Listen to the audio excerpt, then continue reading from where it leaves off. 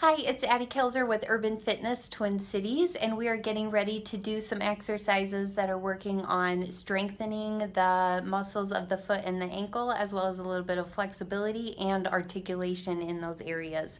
So Keita is here and she's going to teach us how to do it. So you're going to need a TheraBand to follow along and best no shoes and socks so that you can see what's actually going on.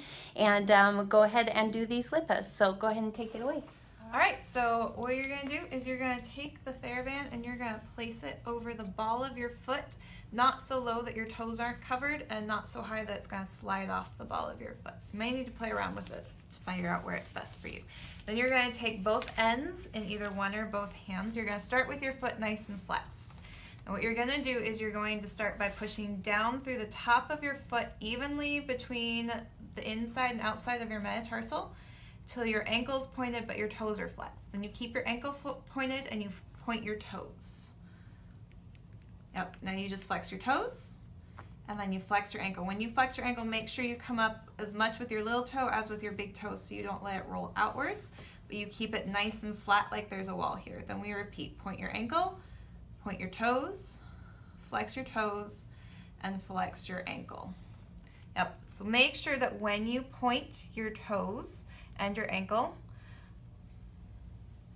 you keep this bone in line and you don't let it pull in, because then you're weakening your foot. You're not actually strengthening it. This way you're strengthening all the muscles on the bottom of your feet evenly, and then point your toes and flex your toes and flex your ankle.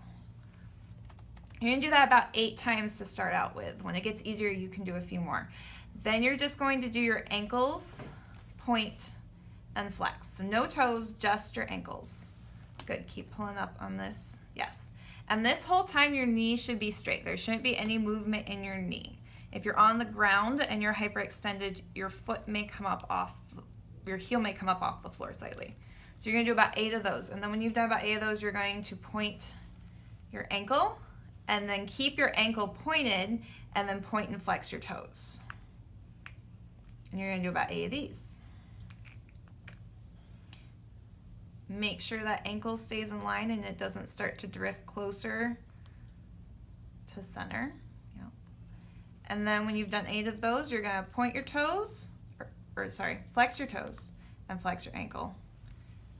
Yep. And then you're just gonna pull it back in a stretch for about 30 seconds to let your calf release a little bit. And that's it. Great, thanks Keita.